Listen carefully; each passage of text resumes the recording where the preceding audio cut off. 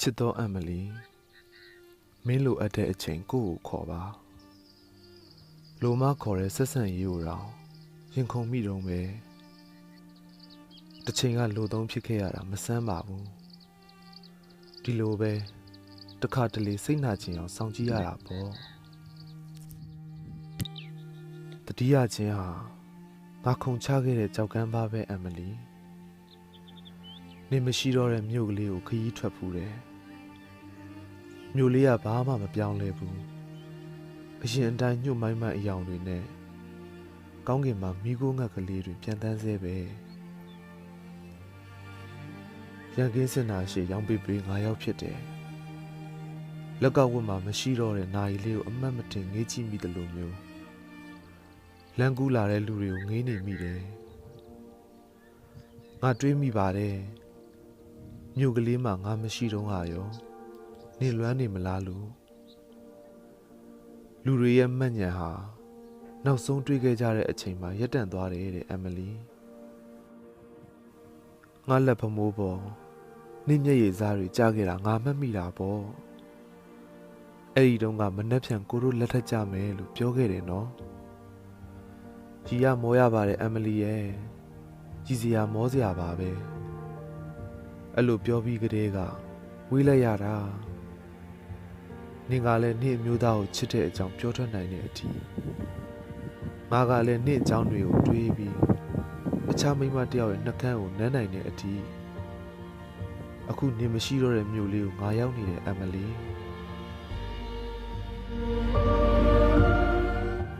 နင်မျက်ဝန်းလေးတွေဆူဆွတ်လာတိုင်း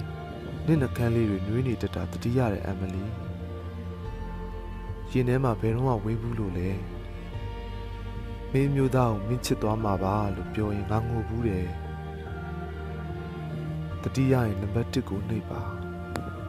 မမေ့သေးရင်နံပါတ်2ကိုနှိပ်ပါဘယ်တော့မှမမုန်းခဲ့ဘူးဆိုငါ့ကိုဖုန်းခေါ်ပါမိမျိုးမှာပွင့်တဲ့ပန်းဟာတစ်ဆက်ပန်းနဲ့အမလီမန္တလေးမြို့ရဲ့စောင်းညတွေမှာတော့ဘယ်တော့မှမပွင့်မဲ့ပန်းအတွက်ငါမူးလဲနေတတ်ပြီဘယ်တော့မှပြန်မတွေ့ဖြစ်တော့မယ်လူတစ်ယောက်ရဲ့ပါးကိုအဝေးကလှမ်းနှမ်းရတာစမ်းပါတယ်လွမ်းတယ်လို့မပြောပဲလွမ်းနေရတာမျိုးအချစ်ဟောင်းလို့ခေါ်တဲ့အမလီ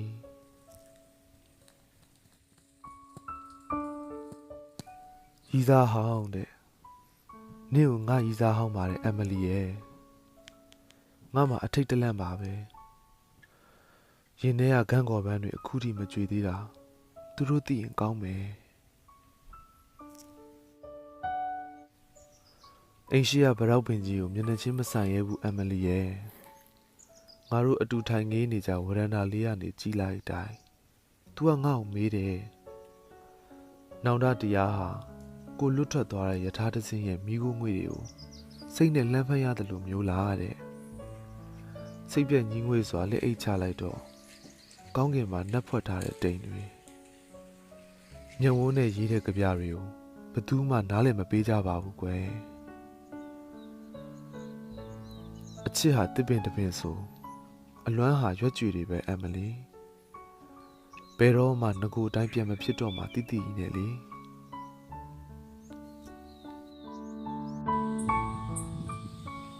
ငါအိမ်မက်မက်တဲ့အမလီအိမ်မက်မက်တာမဆန်းပါဘူးဒါပေမဲ့အိမ်မက်ထဲမှာတော့နေ့ကငါမပိုင်တာဆန်းတယ်မနက်ခင်းတွေမှာနေ့အမျိုးသားနဲ့အတူနိုးထလာတိုင်းငါ့ကိုတတိယပေးပါအမလီငါ့ကိုချစ်ရင်သားလေးမွေးပေးပါဆိုတဲ့စကားနောက်တာမဟုတ်ဘူးနောက်တာမဟုတ်ဘူးချစ်သောအမလီရဲ့ငါများအရှင်လက်လက်နှင်းရင်ထဲမှာဝင်စားမလားလို့လေပြောပါတယ်အမလီရဲ့ဘသူနဲ့မှစကားပြောဖို့မလိုပဲတိတ်တိတ်လေးထိုင်နေရတာပျော်ပါတယ်ချင်းဆက်ခောက်ဆွဲတပွဲကိုတယောက်တည်းစားရတာပျော်ပါတယ်ကော်ဖီတစ်ခွက်ကိုတယောက်တည်းတောက်ရတာပျော်ပါတယ်ညဘက်ဆိုဘသူကိုမှနှုတ်ဆက်စရာမလိုပဲအိပ်ရတာပျော်ပါတယ်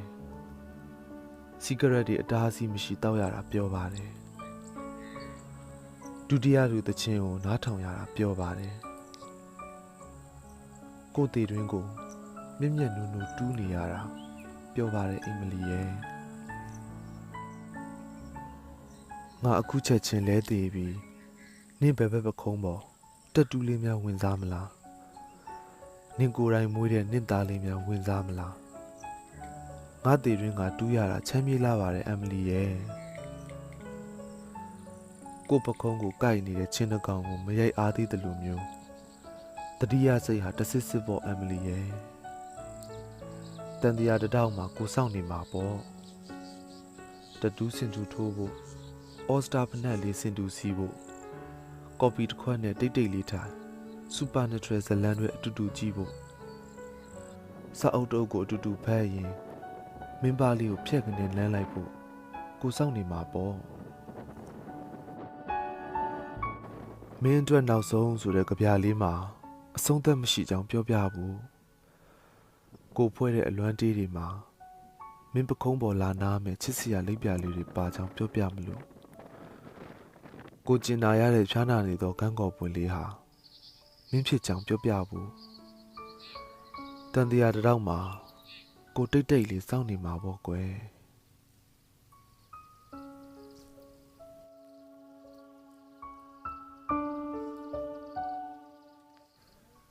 နင်ပြောခဲ့တဲ့စကားလေးအတိုင်းပဲငယ်ဘဝရဲ့ကစားကွင်းလေးကိုပြန်ရောက်တဲ့အခါပျော်ရွှင်မှုခြေရာတွေကိုပြန်မတွေးတော့သလိုမျိုး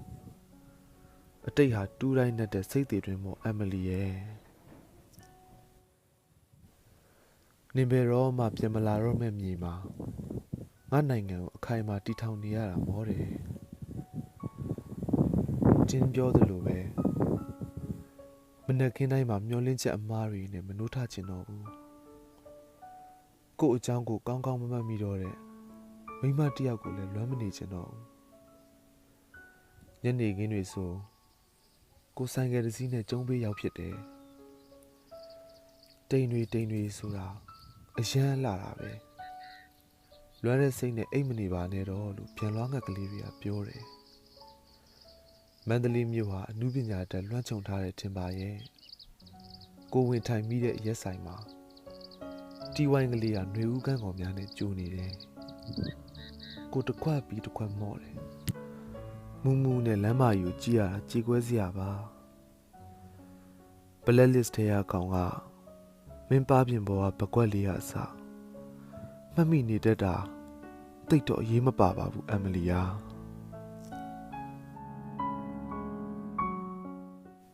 နင်သေးပြီးငါယူသွားတယ်လို့အိမ်မက်မက်တယ်အမလီဒါပေမဲ့တကယ်တမ်းကနင်အရှင်လက်လက်ရှိနေရဲ့နဲ့ငါယူနေတာအခုတလောငါမှအဖက်ဖက်ကပျက်စီးပြိုကျနေတယ်လူဘဝရဲ့ရှင်သန်ခြင်းဟာဘာလဲငါမှအဲ့ဒီမေးခွန်းကိုတဖွာဖွာရွတ်နေမိတယ်ငါ့ကိုတကယ်မချစ်တဲ့မိန်းမတွေကြောပေးလိုက်တာနဲ့ဘယ်တော့မှပြန်မတွေးကြတော့မှဆက်ဆံရေးတွေတယောက်တည်းဖြစ်နေတယ်လို့ကြောင်ချောက်ချတွေးပြီးတကယ်လည်းတယောက်တည်းဖြစ်နေတာမျိုးတွေငါနေထိုင်ရာမြို့ကိုလူမရှိတဲ့ကျွန်းကြီးလို့ထင်နေမိတာတွေငါမပြောဘူးအမလီငါတကယ်ကိုမပြောဘူးတေဆုံးသွားတဲ့လူတယောက်နဲ့မတွေ့နိုင်တော့တဲ့လူမျိုးကြီးကိုအရှင်လက်လက်ဝေးသွားခဲ့ရတယ်လို့ငါခံစားရတယ်ခန္ဓာရည်တွေထက်ကိုပိုပြီးတော့အဆက်အသွယ်ပြတ်သွားတယ်လို့ငါခံစားရတယ်တကယ်တည်သွားရင်နောင်ဘွားရှိတယ်အမလီရှင်ကွဲမှာနောင်ဘွားမရှိဘူးမင်းချိုးကွေးလိုက်တဲ့လမ်းတိုင်းရဲ့အဆုံးမှာငါရှိနေခြင်းနဲ့အမလီဒါပေမဲ့စက္ကန့်တိုင်းမှာငါတို့ပိုဝေးသွားကြတာသိနေရတယ်ငါလှမ်းလိုက်တဲ့ခြေလမ်းတိုင်းဟာဆန့်ကျင်ဘက်အရက်ကိုသာဥတီနေတယ်လို့ခံစားနေရတာမျိုးအရန်ဖြစ်နေတယ်ငါငငယ်ကတဲအိမ်လေးတွေစောက်တဲ့အမလီဒါပေမဲ့အိမ်ပြန်ချင်းရောက်ရင်ဝမ်းနည်းစွာထားဖြစ်ခဲ့ရတာတွေကြီးပဲမျောလင်းချက်ဆိုတာလှလှပပဖြိုချခံခဲ့ရတဲ့တဲအိမ်တွေပေါ့လာရောင်တွေအရန်လင်းလက်တဲ့ညမှာလေချုံတန်တူတူလေးကြားရရင် မင်းနာတီးဝါမှာစီကရက်နတ်လေးတင်းကနေရလိုက်ရင်စပွဲတောင်ဆုံးအောင်ဝုံဝုံယုံလေးသူ့အလိုလိုပြုတ်ကျသွားခဲ့ရင်တိုက်ဆိုင်မှုမရှိပဲတစုံတစ်ယောက်ကိုတတိယနေတာမျိုးဖြစ်ခဲ့ရင်တိလိုက်ပါနင့်မေကအခိုးငွေလေးတွေဟာငါဖြစ်နေနိုင်တာမျိုးပေါ့